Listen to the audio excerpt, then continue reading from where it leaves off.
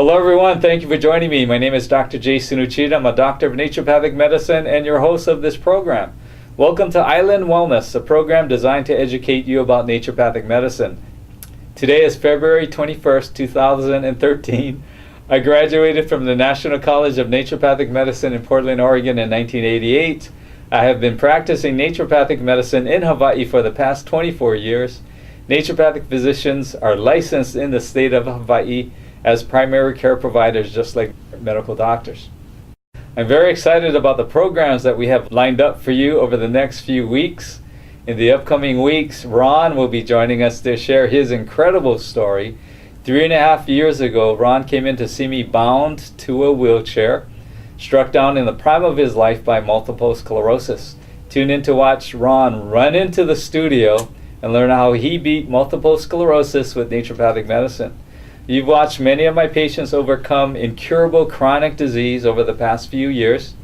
Did you ever wonder how naturopathic medicine would do against a severe skin infection? Don't miss Dennis share his story of how naturopathic medicine cured him from one of the ugliest skin infections you may ever see. Yes, we have pictures, and you may actually be seeing some of those pictures right now. We also have some of your old favorites joining us. Many of you ask how Jason is doing. Is Jason still alive? Well, Jason will be joining us for a third time in the last 5 years to share how he's still beating the incurable genetic cancer of von Hippel-Lindau disease. I'm sure many of you wonder, after watching these patients with psoriasis come and go from the program, is that psoriasis going to come back in the next few months? Evelyn and Annette will team up and show you just how well they're doing against that nasty skin affliction, psoriasis. Yes, you don't want to miss the next few programs. I promise you they will be very, very interesting. Today's topic and guest is just as interesting and exciting. So stay with us because Michelle is joining us to share her horrifying story of living within arrhythmia and beating it with naturopathic medicine. So stay right here. Before we go any further, let me give you a brief introduction to naturopathic medicine. Naturopathic medicine is a primary healthcare system founded on the honored universal principle that the human body has the mechanisms in it to heal itself, no matter what the current status may be. Therefore, the human body is the ultimate healer. Furthermore, a physician's true role is to support this process by using modalities of treatment that work in harmony with the body's natural healing ability. Hippocrates, the father of modern medicine, practiced these same principles thousands of years ago. Many of you have never experienced the power of naturopathic medicine and the unparalleled healing force of the human body. Since I began my practice in 1988, naturopathic medicine has literally helped thousands of my patients recover from the most severe and life-threatening diseases and many other chronic ailments that conventional medicine provided no answers for. On this television program, my patients share their courageous and inspirational stories with you. If I may say so myself, their stories of recovery are incredible, amazing, and heartwarming. I hope that their stories provide you an understanding of how naturopathic medicine can harness the tremendous healing potential that God has instilled in the human body to heal itself. Please enjoy their stories. Our hope is that they inspire in you the hope that true health is attainable and that you can have it whenever you are ready.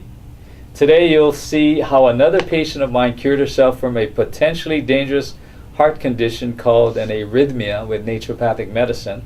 Stay with us to learn about arrhythmias, what may cause arrhythmias, how conventional medicine treats this cardiac problem.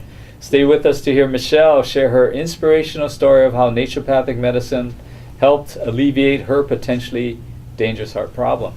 Before we introduce Michelle, let me give you a brief introduction into the world of arrhythmias. An arrhythmia is a problem with the rate or rhythm of the heartbeat.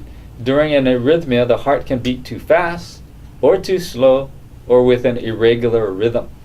Most arrhythmias are harmless, but some can be very serious and life-threatening.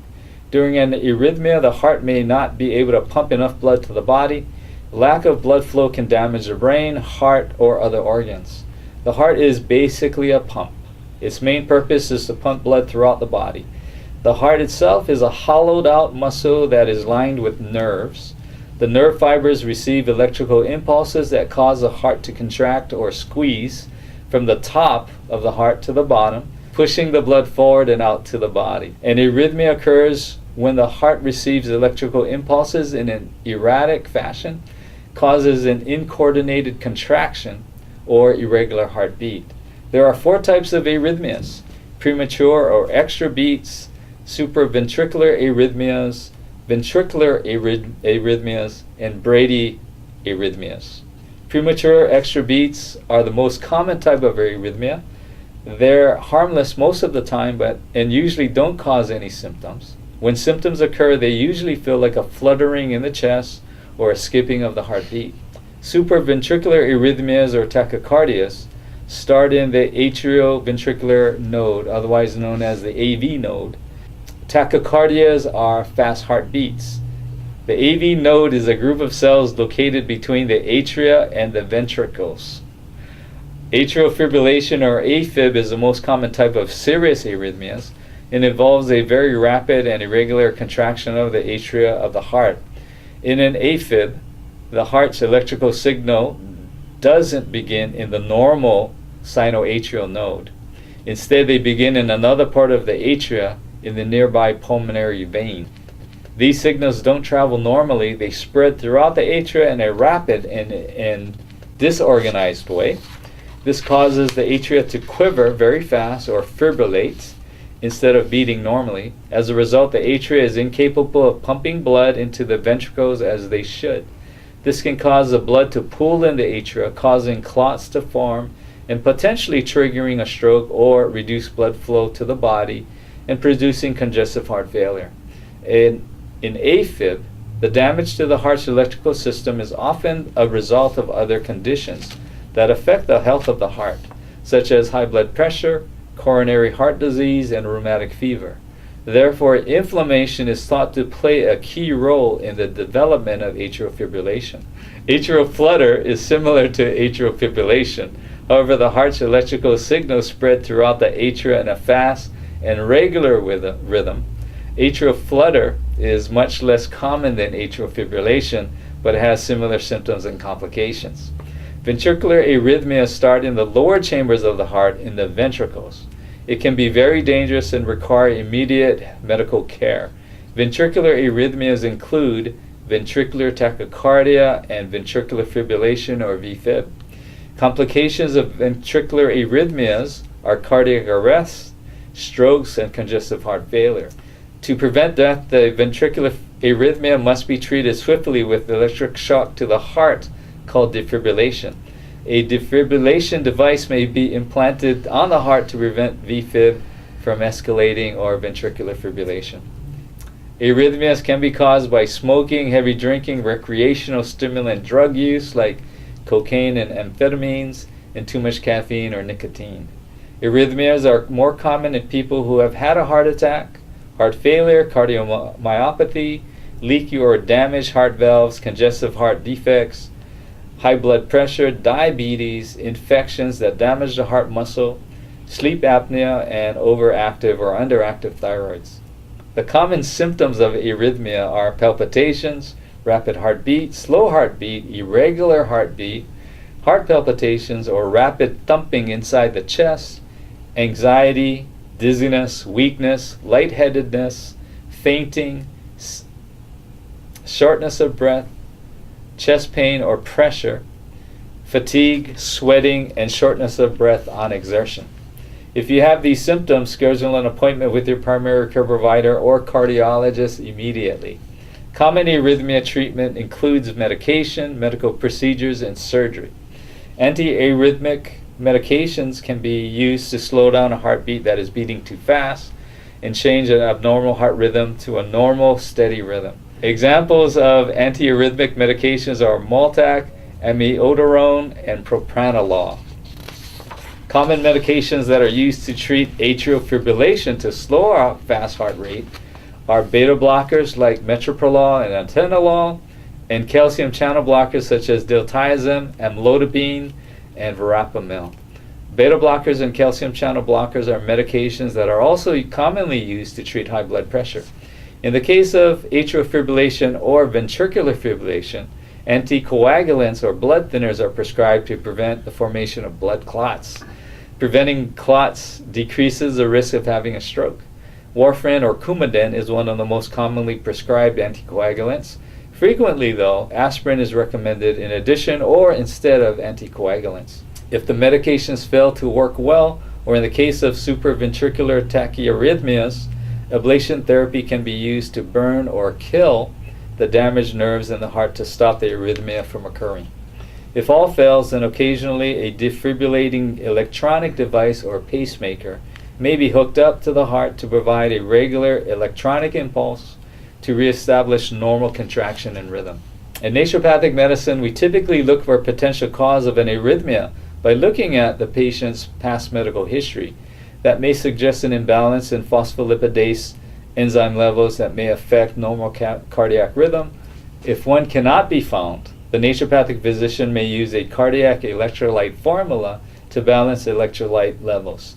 The heart's nerve system is similar to a battery that produces an electrical charge to run a car or iPad. These batteries contain electrolytes such as zinc, manganese, chloride, and potassium, for example. Once these electrolytes are used up in the battery weakens or dies.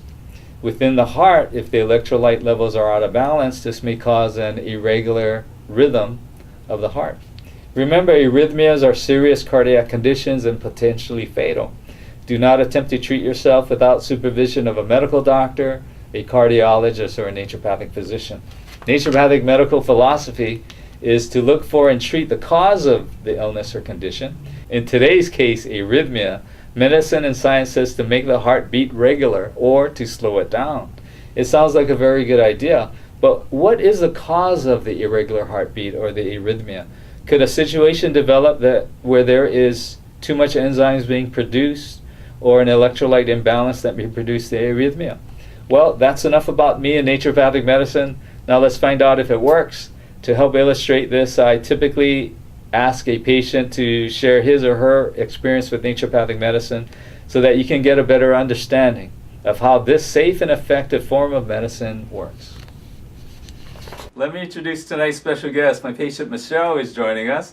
Michelle, welcome to Island Wellness, and thank you so much for coming down and sharing your amazing story with us tonight. Thank you. It's an honor to be here. All right, Michelle. Today we're talking about arrhythmias. Would you share with us what health issues brought you in to see me? Yeah, sure.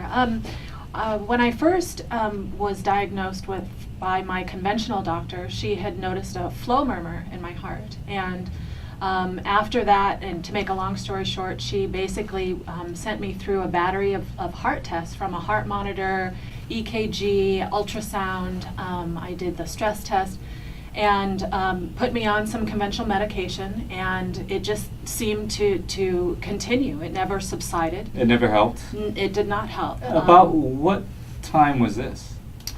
This was back in 2006. Okay.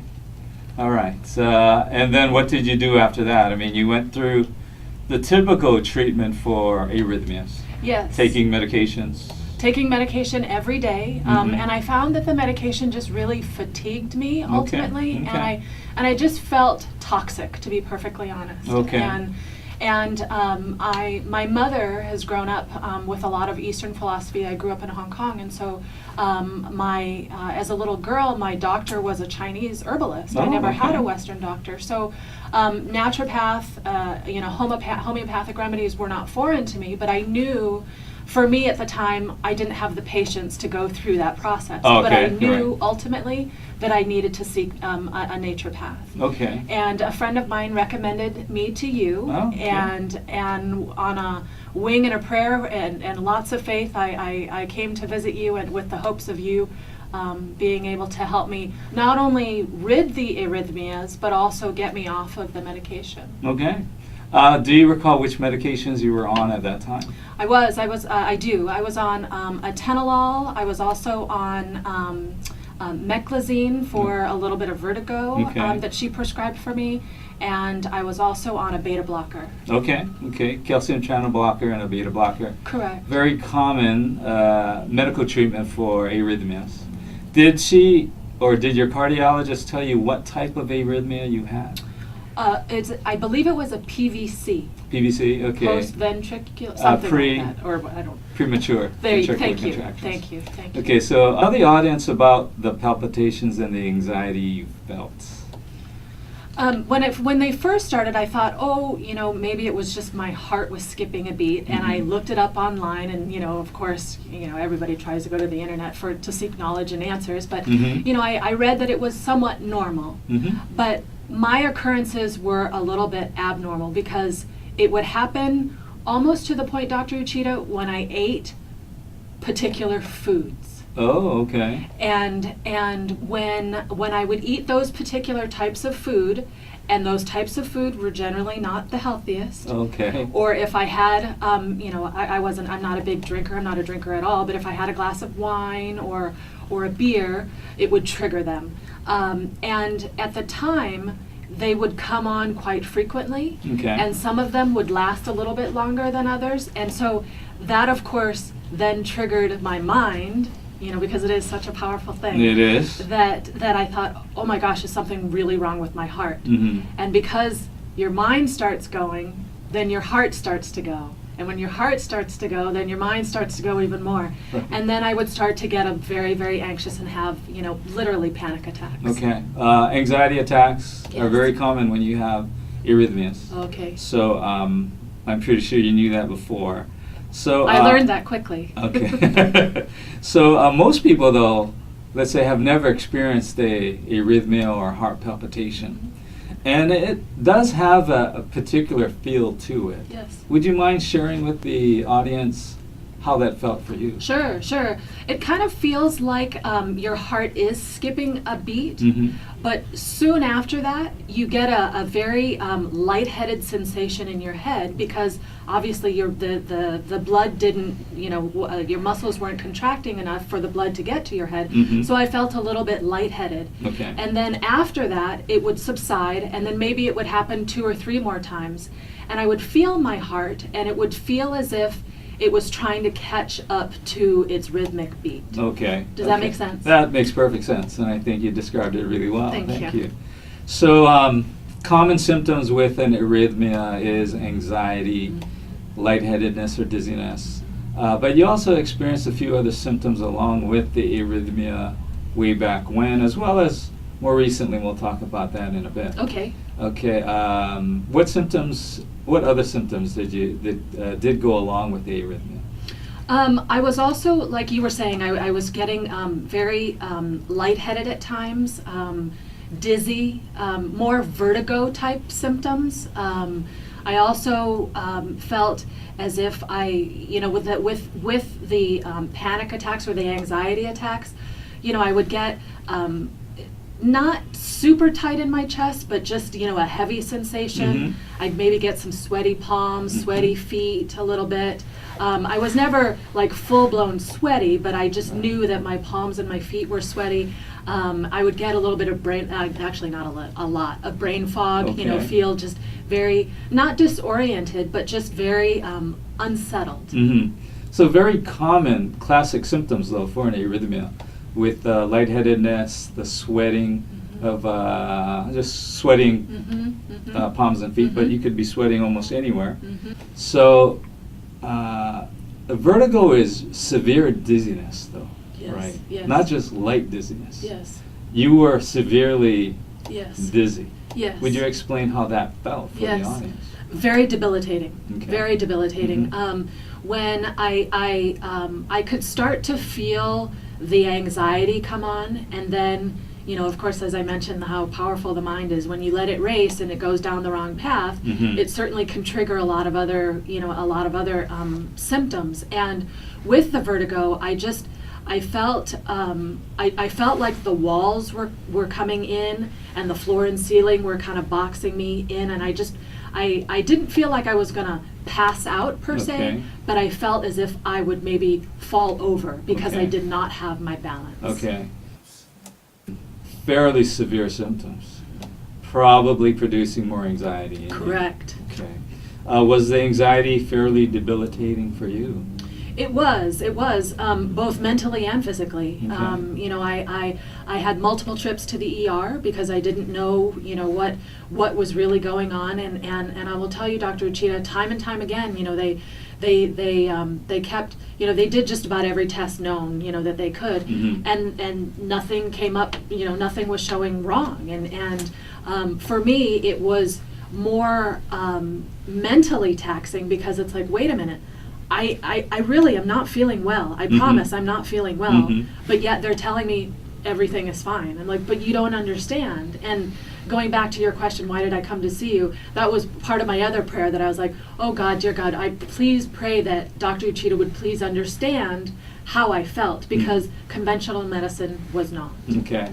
Yeah, that was part of the question, was why did you, I mean, arrhythmia is a very serious, or can be a very serious Right. cardiac problem. And yet you chose to see a naturopath to try to help. But I guess one of the reasons is because you weren't being offered much help That's right. by the conventional medical That's doctor. right. And the help that I was receiving was more medicine, more medication. Mhm. And I knew that I did not want, you know, my body was already toxic in some way, shape, or form because Mhm. it wasn't responding, you know, Okay. normally. Mhm. So I didn't want to add fuel to that fire. And we, you know, back in the day and you know, studying history books, you know, we didn't have modern day medicine like we do, so the body had to heal itself, you know, when humans were, you know, in the 12th, 13th, 14th century. Right, right.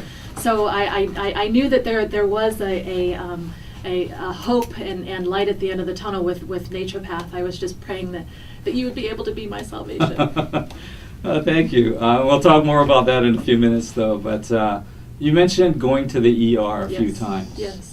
How many times did you actually go to the ER back in 2006 or 5. so? 5 times? 5. So very frequent arrhythmias, Yes. and affected you quite a bit. Yes, and to the point where I will add, and I say this, I say this with all due respect, because whether it's conventional medicine, although I'm a full believer of naturopathic medicine, while my doctor, my conventional doctor at the time, was doing everything that she possibly could, Mhm. and I very much respect her and her practice, you know, it was to the point where she was telling me that I probably needed to go see a psychologist because she thought it was more mental, because based on all of the conventional testing that they Mhm. did, nothing was showing up. Okay. But yet I was still feeling really lousy. EKGs, Correct. ECGs? ECGs, the Holter, the stress test, Mhm. yeah, everything. Okay. All right. You were taking all the right and typical conventional medicines to treat arrhythmias. Mhm. Calcium channel blockers and a beta blocker. Right. And typically one of the side effects is to make you feel tired, Oh, because it does slow down your heart rate to try to regulate the heart rhythm. Right. But yet it wasn't working. No, well, it would subside, Okay. but it never eradicated. Okay. Okay.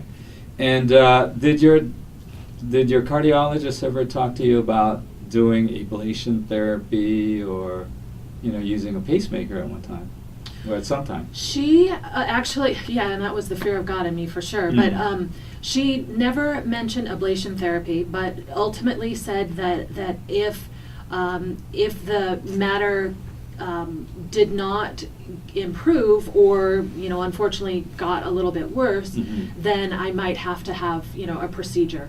And then ultimately she said maybe a pacemaker, but that would, you know, that was so far flung that she thought that just a procedure of some sort might be able to eradicate it.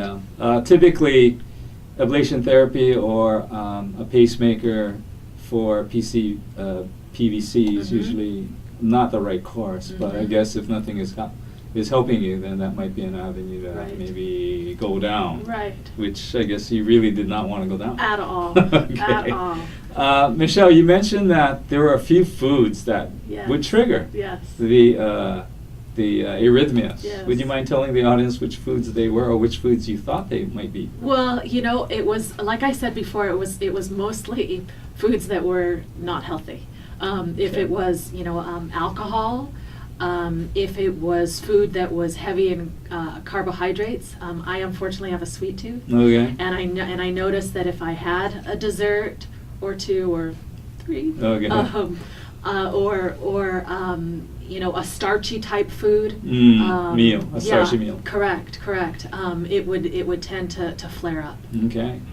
So, you're not alone. Most people do maybe have a sweet tooth or enjoy sweets. So I don't think you need to feel bad about that. All right. So in 2006, you came in to see me. And, what did I tell you that was causing your arrhythmias and how well we're going to treat it? You basically, it was kind of a very defining moment for me, to be perfectly honest, in that I was so hoping to have, as we talked earlier, I was so hoping to have a quick fix, because that's how I had been treated this whole time. Right. But yet it never completely eradicated my issue. But I was so hoping that you would tell me, take this supplement, do this thing, have this concoction, and it's all herbal and it's all good for you and you'll be fine in 2 weeks. But unfortunately that was not the case. But what you did explain to me made perfect and total sense. And it was about the body having too much toxins in it, and how a diet can severely affect symptoms or even exacerbate existing symptoms. You shared with me the fact that or actually before that, you asked me about my medical history, from a child. If I had been prone to a lot of antibiotics, during the course of my life, be it from infections or birth control pills or steroids. And unfortunately, I had been. As a little girl, I had severe allergies, so I had a lot of allergy shots. I had a lot of inner ear infections, so I took a lot of antibiotics. I was hospitalized when I was 2 with pneumonia, so I was, in that environment of a lot of medication at a very young age. Okay. So we looked at your past medical history. Yes. Being exposed to a lot of antibiotics, corticosteroids for allergies. As potentially producing an imbalance in your body, which might produce a lot of enzymes that typically don't belong in the body and might affect your heart. Yes. Right. And would you mind telling the audience what we diagnosed you with? I'm sure they probably already know. But go absolutely. ahead. You told me that I had an overgrowth of candida, a fungus in the body that basically exists in the gut and in the intestines, and when it's overgrowing to a point where it's creating these symptoms or exacerbating the symptoms, it can get into your bloodstream and wreak havoc and cause even more issues. And while I was familiar with that term, I wasn't, to be perfectly honest with you, ready for the diagnosis, but we'll talk more about the success of that later. Okay. So, we talk quite a bit about systemic candida infections or fungal infections on Island Wellness. So if the audience follows the program on a regular basis, they've seen multiple patients coming on and who had skin problems like eczema or psoriasis, or had fibromyalgia syndrome or rheumatoid arthritis. And we were diagnosing these individuals also with a systemic candida infection.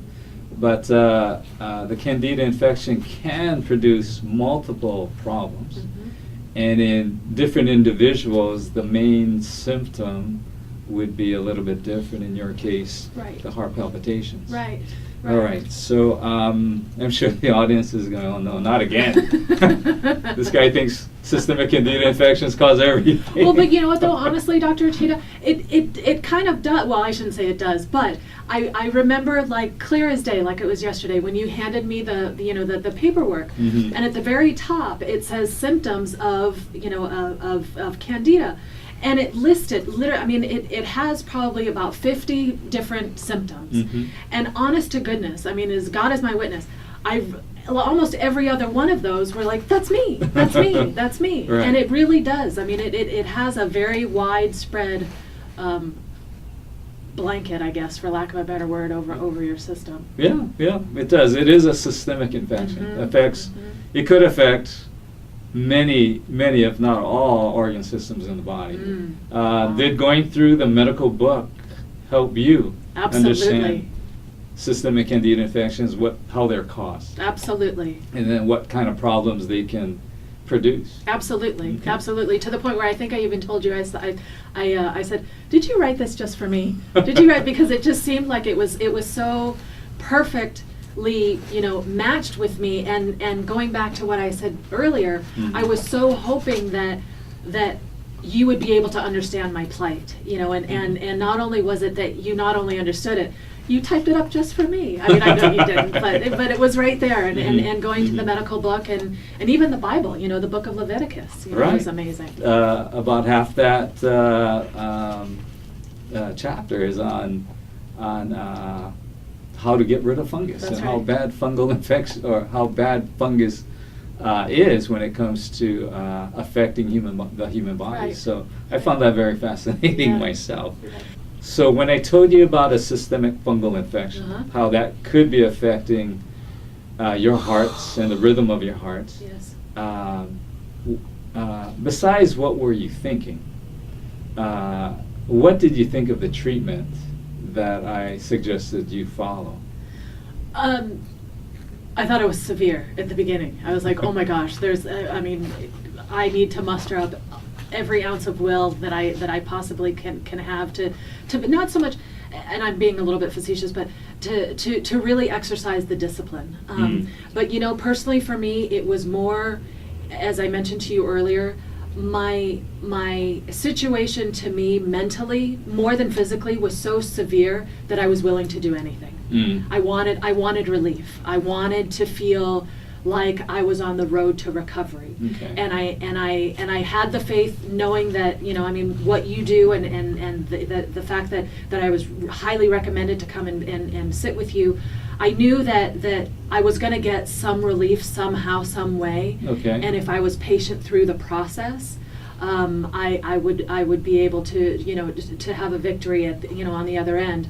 What I didn't realize was that it would kind of be a little bumpy process. The journey would be a little bumpy. It's not a smooth, easy process where you just get well in a few weeks. No. But like anything, if you're a professional athlete, if you're, any successful person, that there's pain before pleasure. There's like they say in sports, no pain, no gain. Right. Truly, and it wasn't physical pain, but it was more just the mental toughness that Right. to go through the process. Oh, so Michelle, before we talk about the treatment, Okay.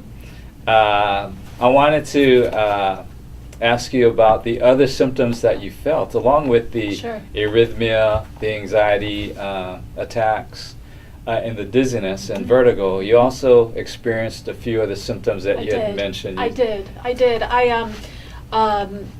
Mood swings, irritability, lack of concentration, diarrhea. I had also was just very fatigued, lethargic, just a general overall malaise, really. I just didn't feel like concentrating, didn't feel like contributing, didn't feel like doing much of anything. Okay. Would you mind sharing with the audience, because when they hear about diarrhea, they might think, she has it once every few weeks, it's not a big deal. Right. Would you share it with the audience No, a I little had it a bit lot. more about your symptoms? Sorry to pick diarrhea as a symptom. That's okay. But you can talk That's about okay. the other ones, like difficulty in concentrating, or bloating, abdominal pain. Yes. It was one of those things where the harder I tried to concentrate or focus, the worse it got. Because it was like I was compounding the issue. And the more frustrated I would get, or the more fatigued I would get, or the more disappointed or just kind of disheartened I would get. And sometimes even, again, if the mind starts racing, the heart would start to race, and then you trigger the arrhythmia. and then the anxiety would come on. Okay, so they were all related and Truly. tangled together, Truly. basically. So would you mind sharing the treatment that we put you on? Sure. Yeah, I know you had mentioned that it was pretty intense. Yes. But just for a short period of time. Okay. Short period of time. Which foods did you have to avoid, and which foods could you have? I basically ate dirt. No, I'm Okay. kidding. I'm totally kidding. I'm totally kidding. I might want to cut that out. Yeah, sorry. No. I basically, you had encouraged me to cut out all simple carbohydrates. Okay. All of the white stuff, sugar, flour, white rice, bread. I also fruits. Mm-hmm. Even fruits, healthy yes, things. even right. fruits, with the exception of papaya, Mm. which was my saving grace. Okay. Did you like papaya at that time? I did not. I learned quickly. To love it? I love it now. I Right. love it now. It's my best friend, to the point now where people, if I'm out at a breakfast meeting or something, they're like, "Are you going to have your papaya?" And I'm like, "Of course I am. all right, Of course I am." okay, all right. So I'm Princess Papuli and her papayas. But I also, because you wanted to ward out any food allergies, I also did a hypoallergenic. So all of the foods that are common in food allergies, so eggs, dairy, cheese, all of the foods basically that I love. All that I love. Mhm. Pastas. Tomatoes. Corn, soy. Correct. Mhm. Correct. Peanuts. Correct. Pistachios, macadamia nuts. So a lot of foods. A lot. I mean, a lot of patients ask always, well, what do I eat? Right. And what did you choose to eat more of at that point?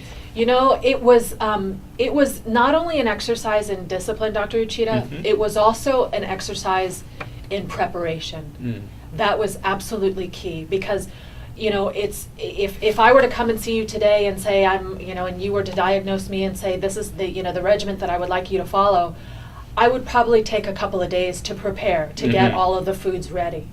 And even as the weeks go by, day in and day out, you have to plan and prepare your meals. Right. And with that, I had only organic meats. Okay. So beef, chicken. Okay. Fish, obviously not organic. Lots of turkey. I thought I Okay. was going to turn into a turkey. But it was great. It was Yeah. great because it's very high in protein, so I felt full very Mhm. quickly. Mhm. Vegetables, lots of vegetables, and I became very creative. I know you gave me a Candida cookbook, or anti-Candida cookbook, Right. which was very helpful, but you become very creative. I now make my own mayonnaise. I now make my own salad dressings. I now am able to, to love to have water with lemon, or iced green tea, or so your body does adjust, and once you get through that initial hump, and for everybody it's different, you start to soar. You start to really feel empowered Okay. by the regimen. All right. You do have the plan ahead, right? Because it Yes. is completely different than probably what most Yes. people are eating today. But That's it's right. not foods that are not familiar to people, That's correct. right? Because also one of the big food groups that you can eat are beans. Yes. And did you eat a lot of beans? I did. I ate a lot of hummus, which Okay. is garbanzo beans or chickpeas. All right. I ate a lot of, we made turkey chili, homemade turkey chili with, the organic chicken broth, and Mhm. with the kidney beans, black beans, garbanzo beans. Mhm. Ate a lot of those, a lot of broccoli, kale, spinach, Brussels sprouts. What a wonderful thing that I've discovered in terms of snacks was taking those vegetables and roasting them to the point where they become crispy, so Oh, they yeah. are like chips. Yeah, So yeah. you can have still that crunchy flavor. Right, So right. there's a whole host of things, and I believe now, versus maybe 10 or 15 or 20 years ago, Mhm. with the advent of like Whole Foods that's here now, and Right. you have a lot more access to a lot more healthier, more organic foods that are on, the Right. regimen. It does make it a lot more available for you. Absolutely. You had mentioned a lot of vegetables. Yes. So most vegetables were right, except for Corn. corn, tomatoes, eggplant, bell That's right. peppers. You mentioned papaya would be the only fruit. Yes. Besides avocados. Yes. That you could eat. You probably right. ate a lot of nuts. I did lots of almonds. Okay, almonds. Almonds, a lot of pineapple seed, or excuse me, pumpkin seeds. Okay. chia seeds. Oh yeah, Yeah, Okay. sunflower seeds. All right. The diet was pretty dramatic change. A dramatic change. Was it difficult for you to follow? In the beginning, and truthfully, it was only difficult because of the preparation. You know, I mean, and getting the food prepared. You know, I just in the nature of what I do during the day, I'm out a lot. You know, having dinners or at receptions, and so that was a little bit of a challenge for me because you know, when you're out, you know, people are either drinking or, you know, there's food that's being passed around, and that food certainly is not on the diet. Right. But you adjust and you accommodate. You know, and you know, I always had almonds in my car just in case I needed, you know, something. You know, and I felt a little hungry. Taro chips was another thing that I had a lot of with guacamole. You can make homemade guacamole. So there weren't, you know, I tried to create the menu as close to what I was doing, so I didn't feel like it was so severe. Oh, very good, very wise. And it didn't seem severe. No, not at all. Not at All all. right. Not at all. We mentioned, you know, the dramatic change in your diet, but when I had told you that we'd be treating a fungal infection to help your arrhythmia, and that the main treatment was a diet change, did you think that treatment was nutty, crazy? It just couldn't work. How can a diet change? A diet, yeah, exactly. Help your arrhythmia, which the medications did not. Yeah, right. You know, to be perfectly honest with you, in the back of my mind and in my heart, I knew it would work. But just in the forefront of my mind and just my immediate thought was, oh, really? Are you really? but I knew, I mean, when you really think about it, you know, there are certain foods, I'm sure if people take time to just to think, there are foods that make you feel a certain way. You know, people that eat for comfort, Right. you know, that makes them feel a certain way. So it's either a good thing or a not so good thing. Right. So I figured that, okay, if I string a lot of good things together in my diet, it's got to do something. Right. It's got to do something, and the side I shouldn't say the side effects, the wonderful serendipity of all of this, and I don't know if you want me to talk about it now, is the weight loss. Oh, okay. We'll talk about that in a bit, though. Okay.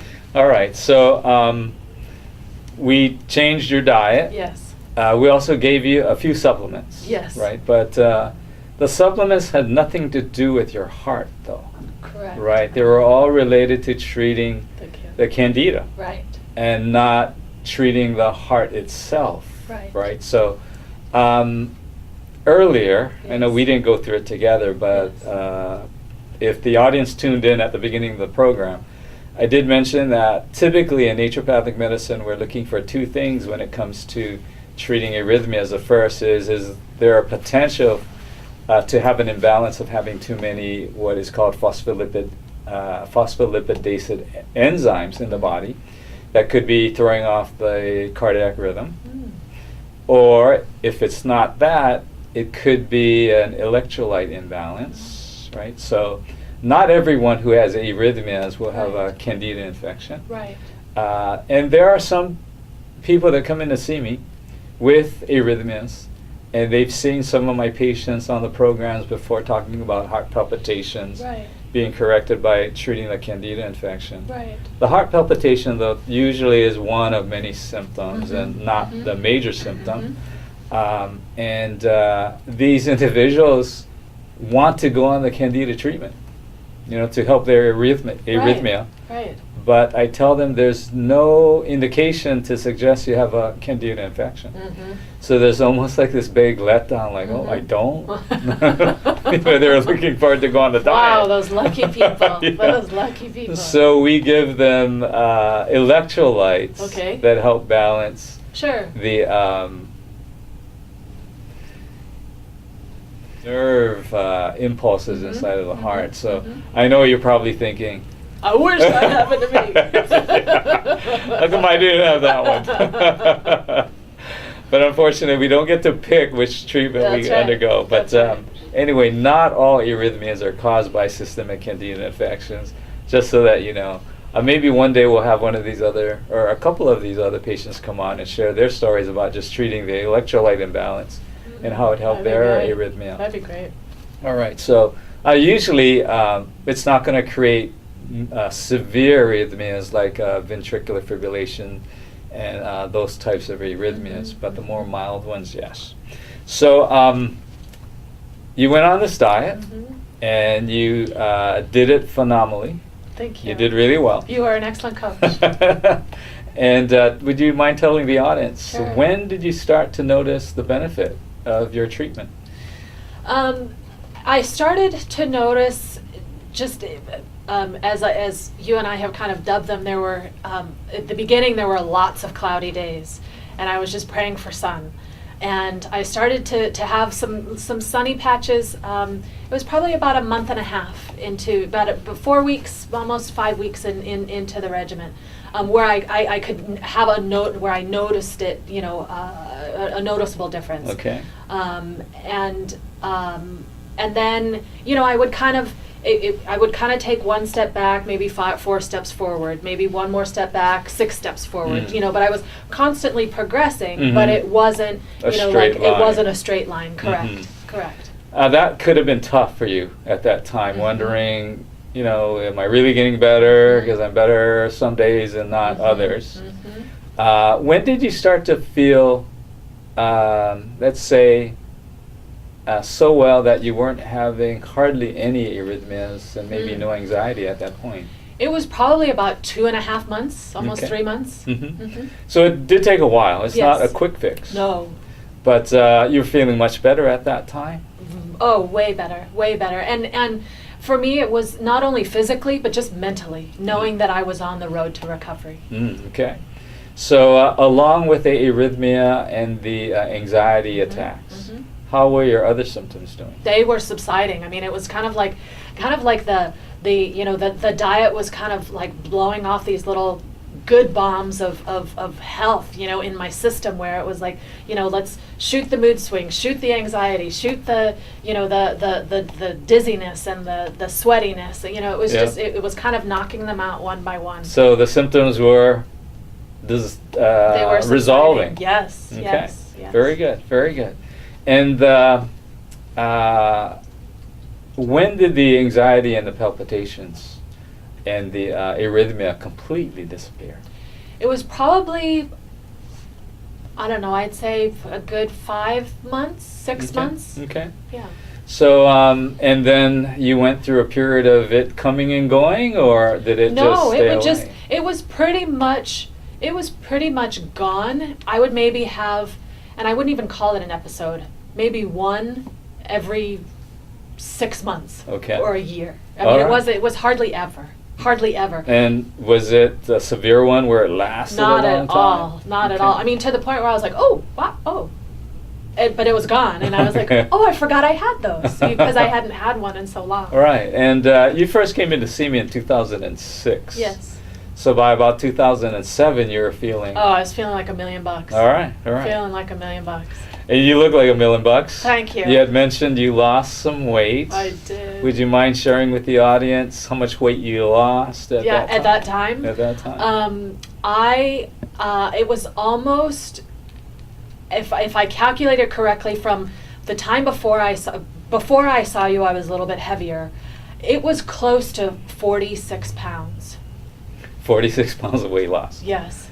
And that's a lot of weight for you. It was a ton of weight, and to the point where, Dr. Uchida, people would say to me like, "Oh my God, you've lost so much weight," and I would think like, wow, was I really that big? Was I really that heavy? And I truly was, because I think I remember telling you that there was one day where I was bending down to pick something up, and I sprung right back up, and I was like, oh, my body feels so light.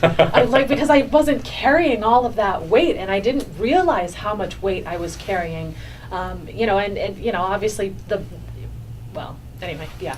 Well, close to 50 pounds. That is a lot of weight for anyone to lose. Yeah. Did the weight take 2 years to? Did it take you 2 years to remove the weight? No, the first 3 months was probably the most, the quickest it fell off. My husband and I, we joke and we say that I didn't lose the weight, I released the weight, because if I lost it, I might find it again. Okay. So I released that weight. The first 3 months, it was probably about 22 to 5 pounds. That's, and you had told me that if it was no more than 2 pounds a week, it was still a healthy, way to release it, and a healthy way to, to get to the desired weight. Although that was so not the reason why we went through this, this journey. But that, and then over the course of time, because I was still very diligent about the diet, I still was releasing weight, but it just wasn't as dramatic as the first couple of months. Right. That's one of the side benefits of treating Candida, changing your diet. I'm glad the weight loss came off, and it came off fairly easily for you. Oh, absolutely. Yeah. And to be perfectly honest, while that, as I said, that was not the reason for it, that was kind of like a little bit of a motivation, like, okay, I can, bring on the foggy head, bring on the dizziness, bring on whatever it is that I need to go through, because, on the other side, I'm going to be lighter. So it was kind of the reward. I'm sure many people noticed your weight loss. Yes. You must have had a lot of compliments. Yes, I did, and yes, I did. Okay, leave it at that. Yeah. What are your thoughts about naturopathic medicine now? Yes. And its ability to help potentially serious arrhythmias? Oh, I would recommend it hands down. I mean, to the point where, again, like I said, I respect conventional medicine. I respect doctors and nurses and physicians, and it's a very, very worthy profession. And it does have its place. But I will say that for those that have chronic issues, and that for those that have been taking medication for a long period of time, to please seek naturopathic medicine first, or now, because while medicine does serve a purpose, your body is so much better off in the long run if you can heal it naturally. And mentally, you'll feel a lot better about yourself, because you know that you're empowering you to become a better you. That's so true. Well said. Yes.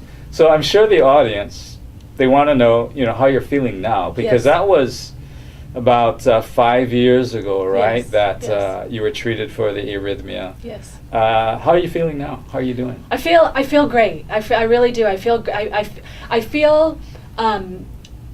empowered again. I feel empowered that I know that I can help me heal. Versus relying on medication. And I know that when I come to see you, I know that you have the answer. I know that it's not a quick fix, because if the body healed itself overnight, then we wouldn't have doctors. We wouldn't have hospitals. We wouldn't have the medication that's so prevalent in society. Right. But I also am very grateful.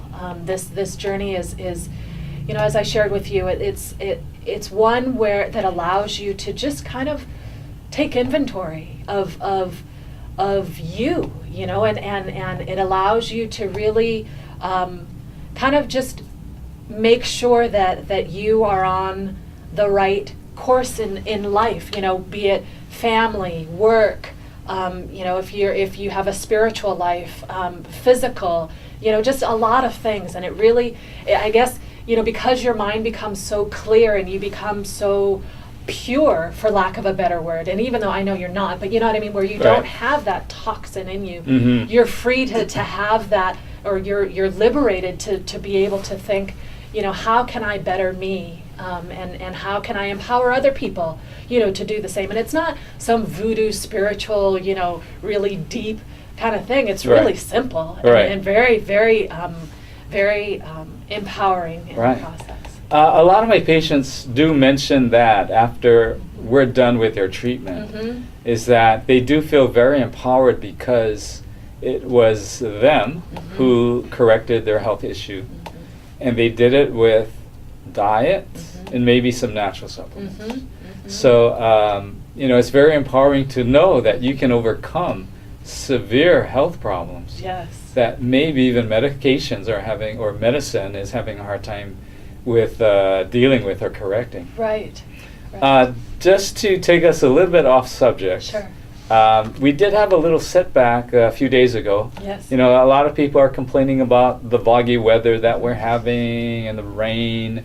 We're actually going to be doing a television program on the fog and what we can do to help Oh, ourselves, wow. you know, in the Great. next few weeks. Okay. But you weren't feeling well. No. You were feeling like you had a lot of brain fog, Mhm. and you just didn't feel well. You didn't feel motivated. You Correct. were feeling, I guess, congested in the Yes. head. Yes. And you were maybe concerned maybe the candida was coming back. That's right. Would you kind of share that episode? Sure, absolutely. I felt as if some of the symptoms were coming back. Not all of the ones that we had talked about earlier. So not the palpitations? Palpitations a little bit, but not to the severity that they were. Okay. You know, just the brain fog, a little bit of vertigo, dizziness, Mhm. just fatigue, Okay. lack of concentration, just overall malaise. And I thought, oh no, is it? You know, I hope and I pray that the candida is not coming back. Mhm. And my husband and I were thinking, how on earth could it? Because I've been so diligent with the diet, Right. you know, and knowing that how important it was to follow that regimen. And I did notice though that my head was just really tight, and my eyes were really not sore, but just kind of tight and a little bit watery. Okay. You know, and then my ears started to ache a little bit, and I thought, you know, I think it's more of my sinuses. And so I came to see you, and you, sure enough, thank the good Lord, said that it was not the candida, and told me that based on the weather that it was more sinus.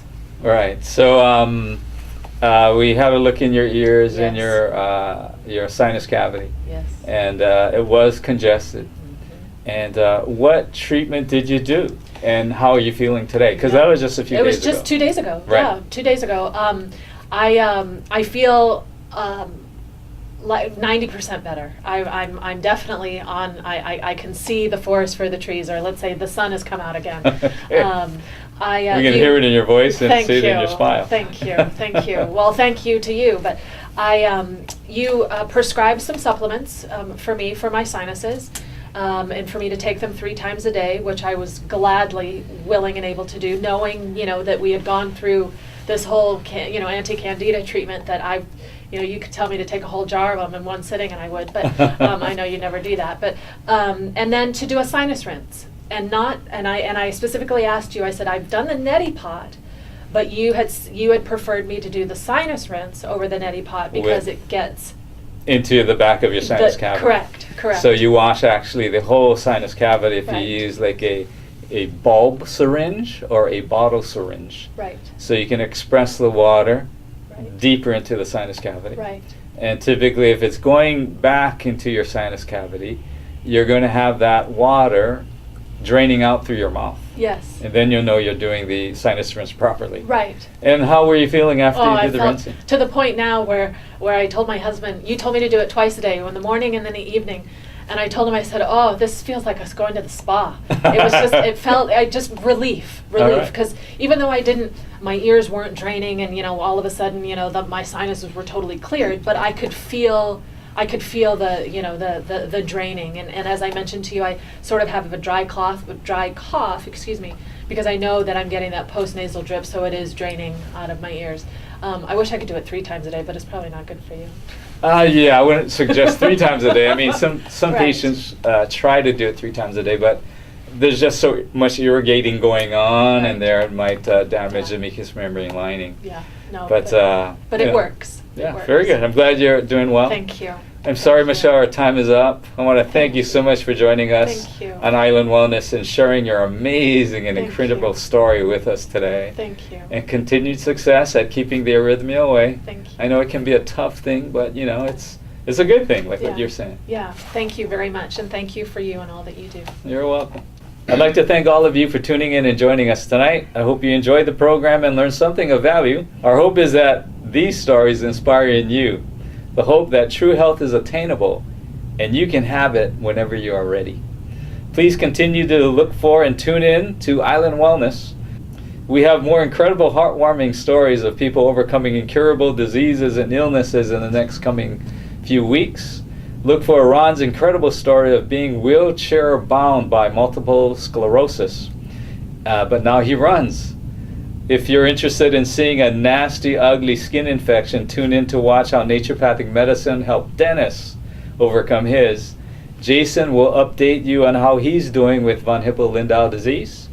If you're still wondering if naturopathic medicine can really cure psoriasis, Annette and Evelyn return after 2.5 years to show you how their skin is doing right here on Olelo Television. These are some great stories that I encourage you to tune in and watch. My name is Dr. Jason Uchida. Goodbye.